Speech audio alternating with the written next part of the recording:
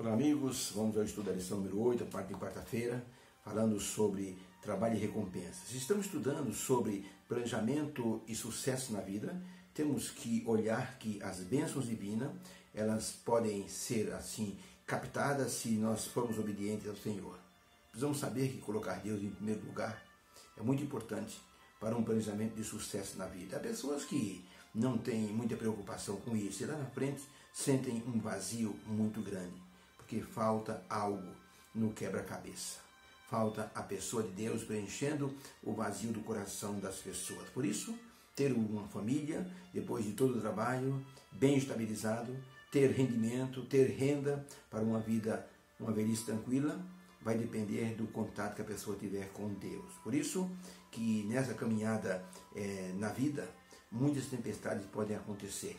Lembra do episódio dos discípulos no lago de Genezaré, ou também no mar da Galileia, quando Jesus estava dormindo e eles viram de repente que aquela calmaria de repente se tornou num momento de pânico, porque uma tempestade surgiu de repente e eles não tinham como superar a tempestade. Jesus acordou e ordenou e o mar e o vento se acalmaram, e houve bonança, houve paz.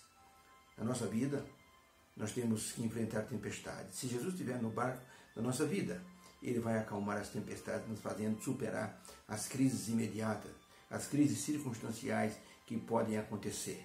Geralmente nós trabalhamos bastante para nós possamos, depois de um certo tempo, termos uma velhice ou uma vida estável.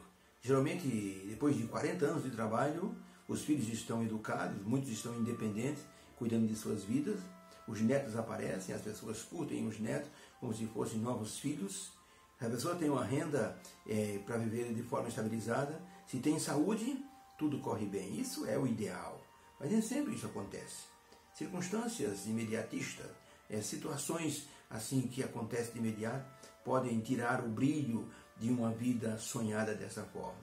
Muitas vezes, no decorrer da vida, a pessoa perde um cônjuge, a tristeza aparece, acontecem acidentes, tragédias, acontecem roubos, acontecem situações que a pessoa não estava esperando, como uma doença incurável, ou uma doença degenerativa. Tudo isso pode acontecer em 1 milhão de pessoas. Pelo menos 2 têm uma vida tranquila, desde o nascimento até a morte.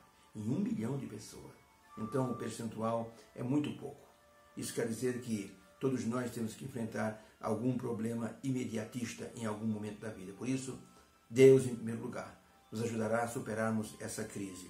Havia um pintor na Itália que saiu com a sua família para jantar em um restaurante. Quando ele estava voltando com seu carro, percebeu um movimento estranho na rua que ele morava. Quando ele olhou, carros de bombeiro, muita gente fora, a casa dele estava pegando fogo. Ele correu para lá o mais depressa que pôde, mas o cordão de isolamento dos bombeiros impediu que ele se aproximasse da casa. Ele viu a sua casa pegar fogo, tudo que era dele se queimando. Inclusive, muitas das suas obras, suas telas, que ele iria expor na semana seguinte, foram consumidas pelo fogo. Ele ali, diante do cordão de isolamento, chorou a perda de tudo que era dele. Mas ele não desanimou, confiou em Deus. Pediu ajuda a um amigo. O amigo arrumou um local para que ele pudesse morar. Comprou um cavalete para ele, comprou telas. Ele passou então a pintar tudo outra vez. Até que ele expôs e conseguiu sair daquele momento tão difícil na vida. Ele agradeceu a Deus por ter lhe dado paciência para que ele pudesse superar aquela crise que se abateu sobre ele. Por isso, na vida nem sempre nós temos tudo o que precisamos. Temos que olhar para alguns personagens bíblicos e um deles é José. E a pergunta número 5 diz assim: por que na história de José, mesmo sendo um escravo, Potifar confiou tanto nele? O texto bíblico de Gênesis 39, 2 a 5 diz assim: o Senhor estava com José e foi homem próspero, e estava na casa do seu senhor egípcio. Vendo, pois, o seu senhor que Deus estava com José, e tudo que ele fazia, o Senhor prosperava em sua mão, José achou graça em seus olhos, e servia ao seu senhor, e ele o pôs sobre a sua casa, sobre tudo que tinha, e entregou na sua mão tudo que tinha. E aconteceu que desde que o pusera sobre a sua casa, sobre tudo que tinha, Deus abençoou a casa do egípcio de uma tal maneira por amor de José. E a bênção do Senhor foi sobre tudo o que Potifar tinha, na casa e no campo. Então, para a pergunta, Por que na história de José, mesmo sendo um escravo, Potifar confiou nele? Resposta: José fazia tudo com dedicação e o temor divino em sua vida. Além de ser muito abençoado por Deus, tudo que ele tocava prosperava. Potifar viu isto e confiou em José. É uma grande lição que devemos aprender com a vida de José, colocando Deus em primeiro lugar. José superou a crise que estava passando com dedicação e o temor divino. José não nutria sentimento de vingança por seus irmãos, porque senão ele não seria uma pessoa próspera emocionalmente. A alegria de José queria dizer que ele já havia perdoado os seus irmãos e estava vivendo uma vida em paz. Ele se desviava do mal e honrava a Deus com seu comportamento.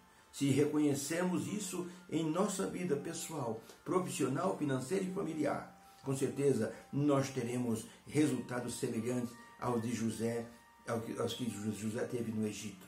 Por isso, José soube fazer de Deus o seu braço forte e assim sair do anonimato para um testemunho público emocionante, mostrando que amava a Deus e que servia o Senhor dos Exércitos. E as pessoas reconheceram isso. Potifar foi o primeiro que reconheceu isso. Depois o padeiro e o copeiro. E por fim o próprio faraó. Ellen White escreveu a seguinte expressão: trabalhai com fé e deixai com Deus os resultados. Orai com fé e o Senhor dará a resposta. Por vezes parecerá que não vencereis. Trabalhai, porém, e crede, pondo os vossos esforços, fé, esperança e ânimo. Meditações Matinais, 1992, página 220. É importante trabalhar com fé, deixar com Deus os resultados. Deus fará o melhor por todos nós. Com a idade de 29 anos, um homem em Nova York chamado Charles Grant Finney era um advogado promissor. Tinha um grande escritório com alguns advogados trabalhando com ele.